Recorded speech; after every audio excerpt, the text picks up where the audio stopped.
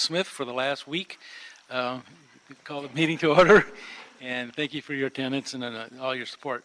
We'll take items with Mr. Bloomfield's approval, items 2, 3, 5, and 6 on consent.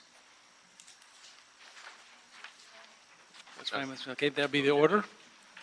Item number 1, we understand there needs to be an amendment made to item number 1, so if we could have General Services come forward and present the secret documents you want on item 1. Good morning, council members. We make one correction that at our last MFC meeting, we made a notation that there was a correction to the report that BOE had submitted, which stated that the subject property had been sold. It has not been sold, and it's been corrected. So we have the reports here with the clerk that we have for you to review if you want. Okay, so those documents have been given to the clerk? Yes, they have. So we're good with that? Okay, so if there's no questions, then we'll go forward with the amendment as you've presented. That'll be the order then? Good. Thank you very much. Thank you. Okay, now to hearing items number 4. If we could begin there. Item number 4, Mr. Chair, is a Municipal Facilities Committee report relative to Phase 1 of a 2-phase project to replace the existing body shop located at 2310 East 7th Street. Good afternoon. My name is Lisa Johnson-Smith from the City Administrative Officer. GSD requests authority to replace the existing 7th Street body shop located at 2310 East 7th Street. GSD reports critical safety hazards that warrants its replacement. The body shop is over 60 years old, is 12,000 square feet, and made of corrugated metal construction. Typically repairs over 500 vehicles or pieces of equipment per year, 550 parking enforcement vehicles, as well as Los Angeles World Airport vehicles. Our offices with GSD explore various options. One include repair and upgrade of the facility. We have a March 2019 BOE field investigation report that determined this option was not feasible due to extensive repairs that was needed. Purchase, lease suitable building or body shop facility. We reviewed over 30 sites within a 7-mile radius, and there was only one site that we found outside the city of Los Angeles and the city of Bell that was suitable with an estimated cost of $6 million to actually purchase possibly a new building. Temporarily relocate the body shop into the existing tire shop. The rough order of estimate magnitude to do that is $4.9 million. It would take about 18 to 24 months to complete the consolidation, and it would create an undue hardship for both the tire shop and the body shop. After evaluating various options, we determined that the most effective and expedient option is the replacement of the body shop. The estimated timeline for the construction of a new body shop is 18 to 24 months. GSD has identified $5 million in available GSD petroleum products general fund encumbrances from 2016 and 17 and 2017 and 18 to fund Phase 1 of a new body shop. That would make it a completely operational but not an alternative fuel compliance building. Plus, they would also help fund temporary accommodations during the construction process. Council approval is needed to use the prior year general fund encumbrances.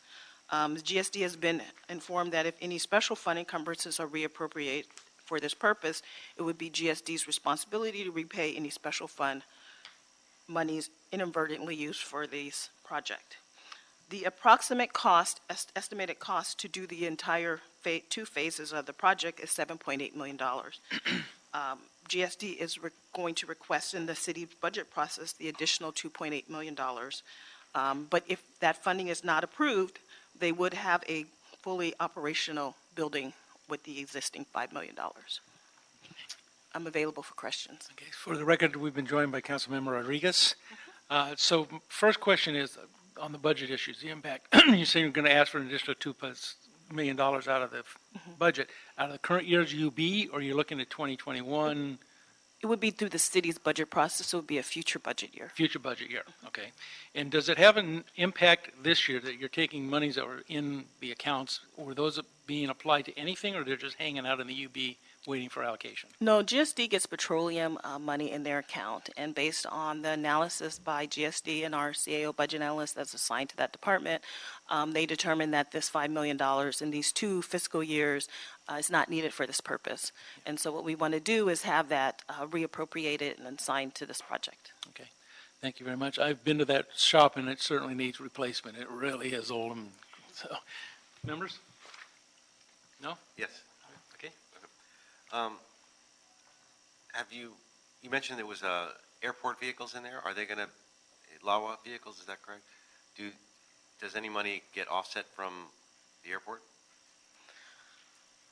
I think that at this point, we can look at seeing if we can get any funding from LAWA for this purpose. But I know that the GSD may be better suited to address how the funding comes in from LAWA for purposes of getting their vehicles prepared.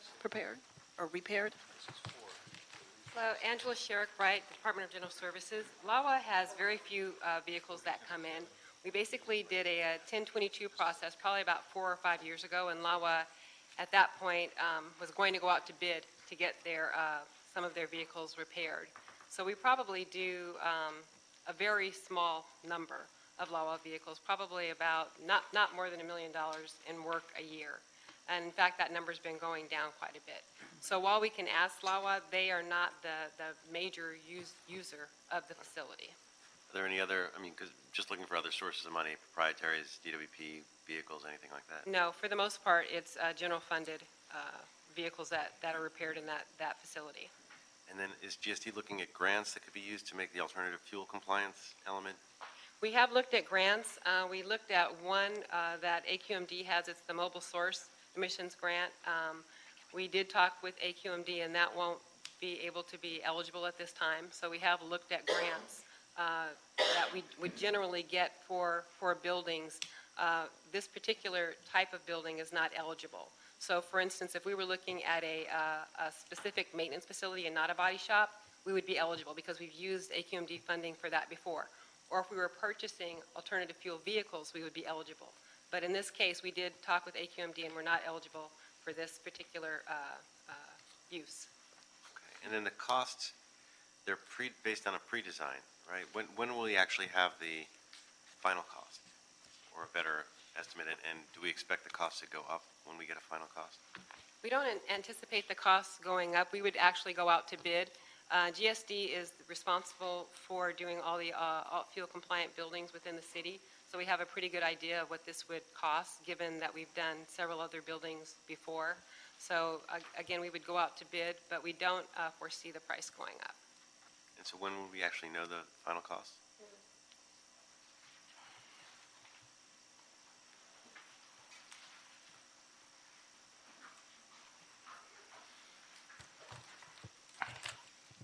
Rene B. Augustine with General Services. The final cost for both phases is about $7 million. What you have here before you today is for the first phase, just for the building and not the all fuels portion of it. We've done retrofits as well as new buildings to about a dozen sites, so we've had experience. So we've reached out to building manufacturers to get somewhat of a ballpark. We do work with Bureau of Engineering for the final designs, and when it goes out to bid, we'll have the hard costs. So when does that happen?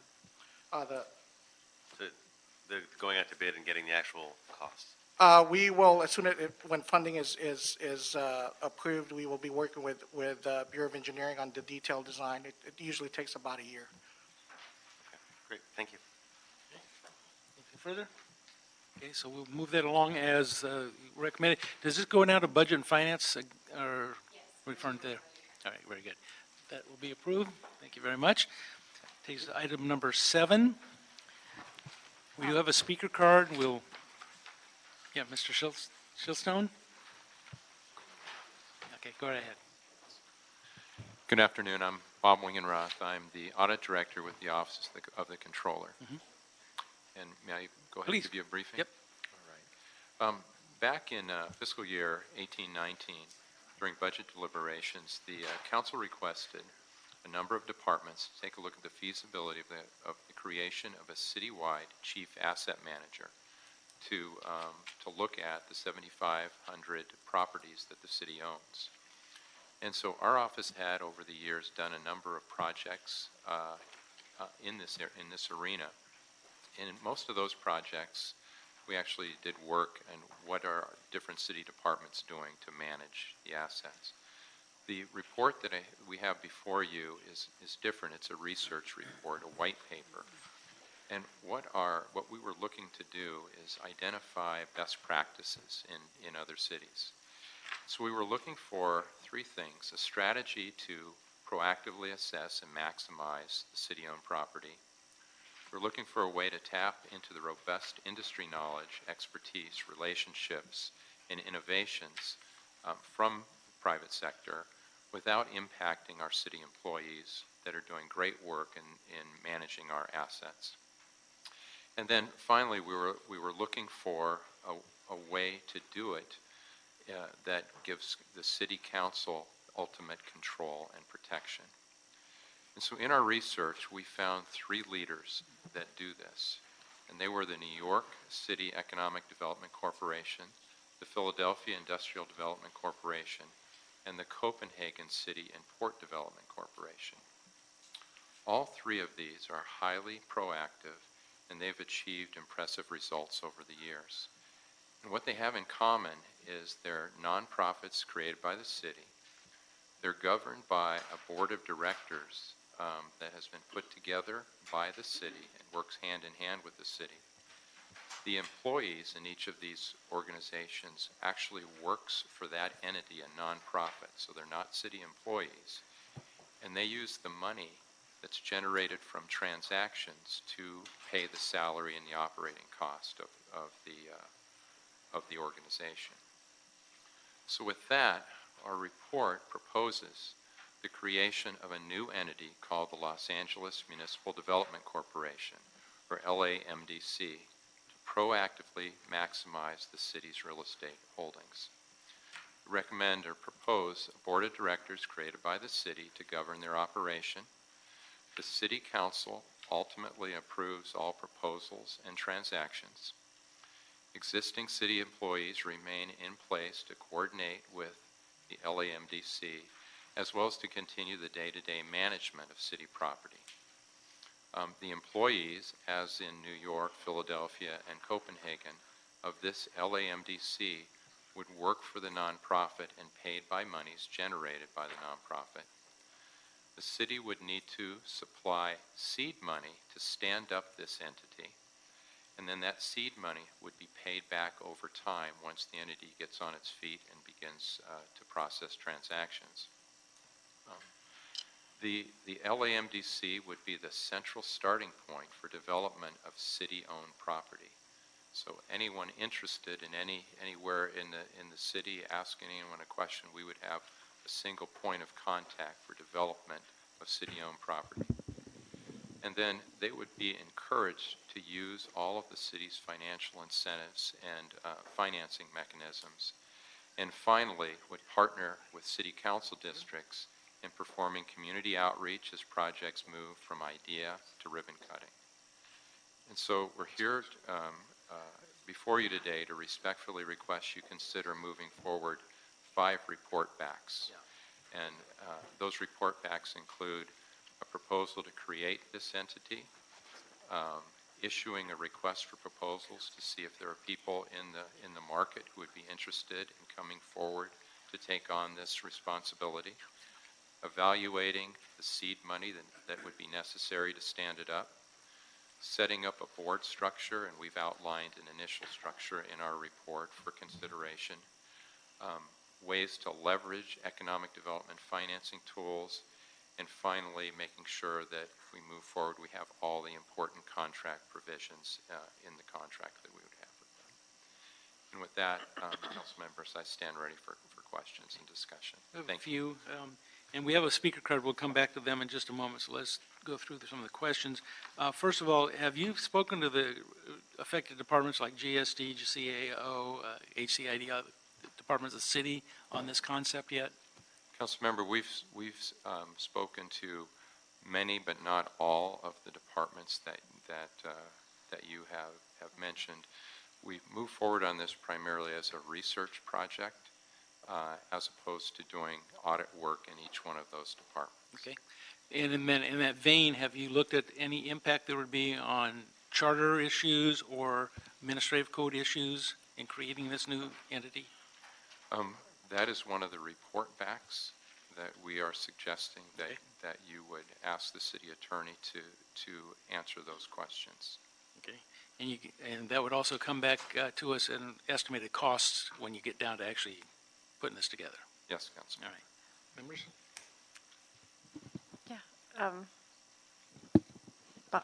Okay, sorry, thank you. Ladies first. Thank you. Just on first blush, for me, it feels very duplicative of the efforts that we have directed through EWDD and the coordinated responses that we have to both dealing with our assets, and I know that was housed in EWDD, and recently, right, and I'm looking at GSD folks, because we've been doing that in terms of our property portfolio and getting all of that documented and tracked. But some of our broader scale economic development efforts are so closely knit and woven together under council authority and management, and with direction to EWDD. To me, this on first blush just kind of feels like we're going to, segregate it into this other entity, and I just don't know what the accountability metrics would be to validate the work that's being done, that it's not going to be wholly directed by a city-controlled department. So in terms of some of the other examples, I mean, that's, I guess, we're going to get all that from the report backs, I would assume, but... And, Councilmember, may I address a couple of the items that you mentioned? Please. I believe the largest component of our proposal is an entity that can work hand in hand with the city departments. And we are recommending that there be metrics. Not only there be a board that governs them, but there would be metrics that would be developed in order to manage them. But the biggest contribution that they would provide is a team of people that have different perspective than we do as city employees, the private sector, real estate, and development. And they would also be a team of people that we do not currently have. So in probably the biggest sense, the biggest contribution is a group of skilled people that we can add to our city forces to do the good work in economic development, as well as, just maximizing our holdings. So I think it is something that could be moved forward simultaneously to moving forward on our economic development and other real estate strategies. And so thank you for that. I guess, I always think about during my tenure with the Reardon administration and the evolution of Genesis LA and some of these other entities that comprise many of the individuals that you're talking about, in terms of individuals that are well versed in a number of the areas, and there was a collaborative, coordinated effort working with the City of Los Angeles and City Family to help advance those very goals without having to invest in a what I feel is like, it sounds to me like more of a duplicative effort, so, and parallel to what we already do. So I look forward to getting more information on this, but just on, again, my first instinct on this was, we do this, and we do this at council direction to a city department that has the responsibility of being accountable to us and the taxpayers for for our broader goals and guidelines on assets that are taxpayer-owned, and that I think we have the capacity to really lead and direct the coordinated efforts with those very same individuals that we have done in the past without having to create an entire separate entity. So it's just food for thought. Ms. Woodville? And appreciate what my colleague is saying, and I agree wholeheartedly. And I like the idea of this. I'm not quite ready to sign off on idea in terms of what the authority of this team would be, and even though I think we're moving in a good direction, but it does also, the EWDD stuff is, I'm not sure how it all fits together. Did you guys consult with EWDD? No, we did not. Not on the specifics of this proposal. Because in May, they released a draft of their comprehensive economic development strategy, and it included a section on real estate and infrastructure. So it seems like a big disconnect if they're releasing something in May on real estate and infrastructure, and they're talking about these same ideas, for this not to be coordinated at all. So that I think needs to be fixed before we move forward on anything, that it does get coordinated with them, because that's a big study. I'm sorry. Go ahead. So, Councilmember, I thank you for that, and also we had the opportunity to learn in the last couple of days about the report that you referred to, and upon review, the part of it that we don't see as a component of that is an entity like this that is private sector focused, has the chance to bring additional resources into the organization and not only proactively assess all 7,500 pieces, then have the staff to turn proposals into actual deals. So I think that this concept will be able to fit into the report that I had the chance to review. And its coordination, I believe, could be done through the way we implement it. Right. And you talk about a team. Obviously, we could hire consultants to do some of that stuff. And we could, as a team, we could have a board, an advisory board. That's typically, or a commission or some, groups folks that are appointed to be part of this. But this is very different because we're giving this group actual authority over our properties, over stuff that we own as a city, correct? It would not be giving them authority, but it would be empowering them to assess opportunity, make proposals to you. If the proposals appear to be fruitful, to move forward on those proposals, and then the ultimate decision to go forward with the transaction would be approved by council. So this would not be providing them with authority, just empowering them to move forward to do the work, to create projects and see them through fruition. So it would be advisory only? No, not advisory.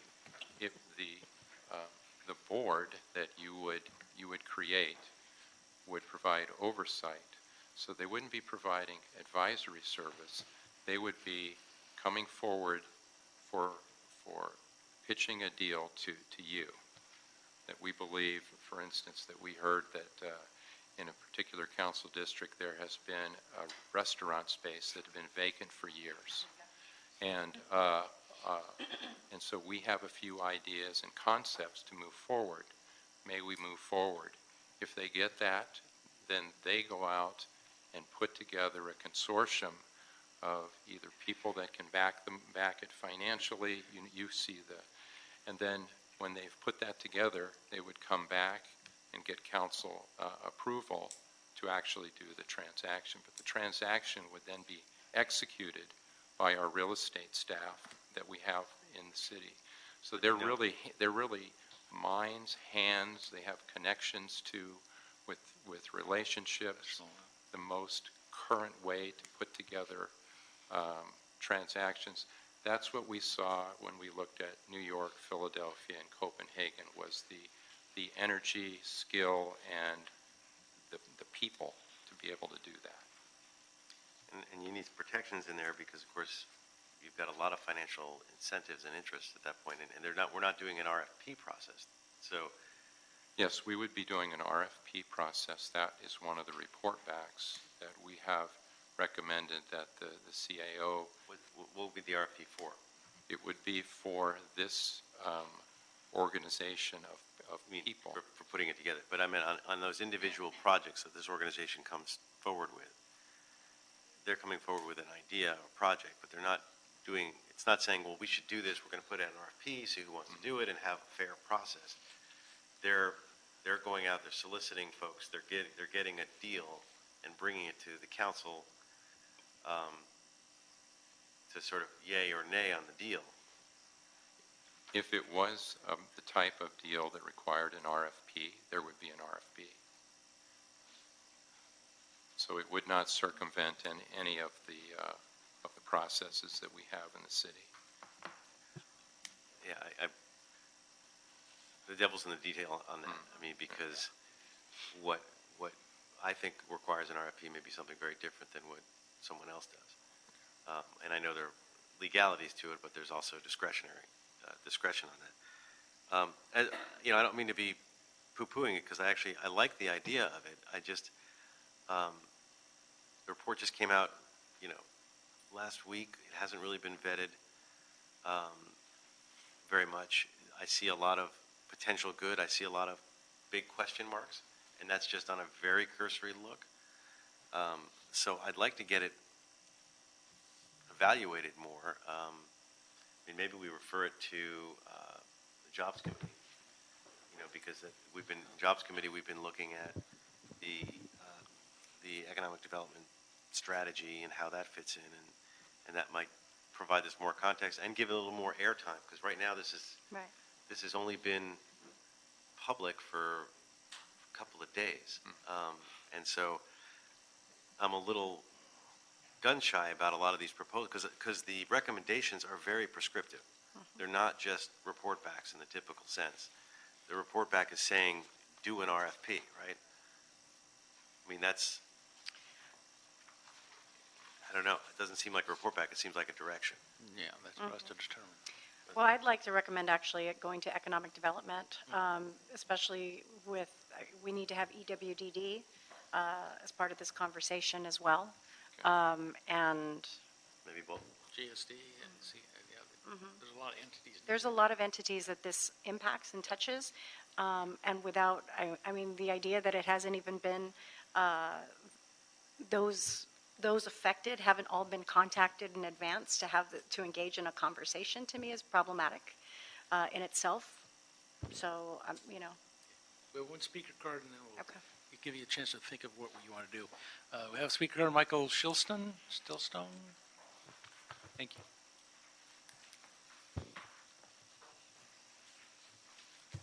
Afternoon. Good afternoon. I'm Michael Shilson with the Central City Association. We've long been supportive of the creation of a nonprofit to strategically manage the city's real estate assets, and we're pleased to see the Comptroller's report. The city is one of the largest real estate owners in the country. However, the current fragmented approach to managing assets limits opportunities to maximize the value of the city's real estate holdings.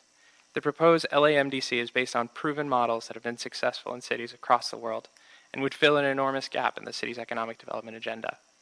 It would utilize private sector real estate and finance expertise to strategically achieve public objectives, which is critical to address our urgent affordable housing and homelessness crisis. We encourage you to take the next steps and ask for the necessary report backs in order to fully consider moving forward with the LAMDC. Thank you. Thank you very much. So on that, I just remember, first of all, you mentioned there was a restaurant. You don't need to stand up. You mentioned a restaurant. That actually was in my district. It exists in a DOT facility. It's been vacant now for 10 years probably. We had a restaurant that was going to go in there. After negotiating with the city for 2 years, they walked away and said, you guys just don't know what you're doing. You have no idea how to put together a deal with the restaurant. And we've seen this the LA Theater was one downtown. And not to be critical of the good people at GSD, but sometimes you need expertise in a field, and that's something you don't get through civil service often, unfortunately. And so I think this brings that opportunity to us. My wife worked with you in the mayor's office, and we did a lot of that stuff in the written administration. So I think there's real potential here. I think it's the right step, the first step in the right direction, but there's a whole bunch of stuff that's got to feed into this yet. So I think you were recommending, and if you want to make a motion, that we hold it and also refer it to Jobs and Economic Development as well, and then have a report back at a later date. Perfect. Would that be your motion? Yep, that would be my motion. Okay.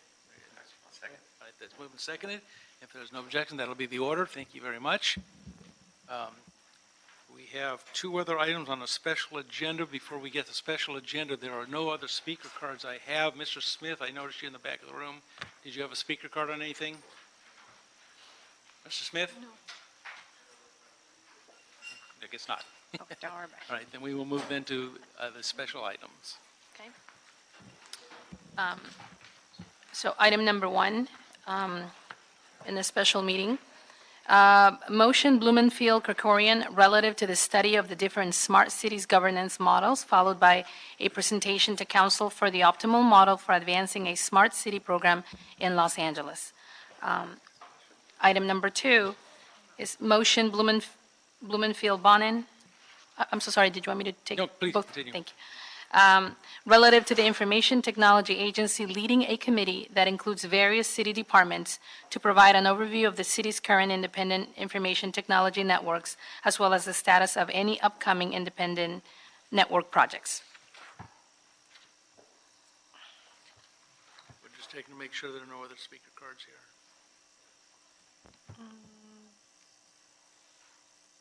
No, okay, good, thank you. All right, Mr. Blumenfeld, the mover on these motions, you want to? they're just report backs. So we want to move to council with a recommendation to, for report backs. Yeah. There's no objection? Oh. Okay. Ms. Ramirez, did you show up yet? She's still not here? Nope. Okay, that'll be the case. Seeing no other any other objections or recommendation, we will move this to council with approval, requesting report backs. That concludes today's agenda. I want to take this opportunity to thank a lot of people that had helped me for the last 7 months. It was a difficult situation coming in like this, particularly having to learn stuff like this. I still, I like a flip-flop. It's pretty complicated for me still. But thank you all, the departments, General Service, ITGS, ITD, and the city clerk, CAO, CLA's office, all of you. Thank you for all you did to help me. Thank you. Mr. Chair. Yeah. Before you adjourn, we want to thank you. You hit the ground running. You've been a great chair of this committee, and you filled in for the council and the committee, and we appreciate the work that you've done. So Yep. thank you very much. And I just want to add to that, Greg, we're going to, I had aspired to serve with you about Yeah. 12 years ago, but I'm so grateful that I had the opportunity to do so for a limited time that we have. Your voice is going to be sorely missed. I learned a great deal from you with the limited time that we have, and I appreciate your leadership style and your friendship, and you will be missed. And so thank you for coming back. It's been my honor. Thank you.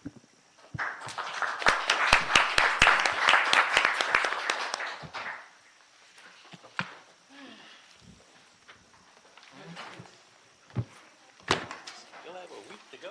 I know. Got to adjourn the meeting. Haven't adjourned it. Oh, we did? Meeting's adjourned. There you go. There you go. There.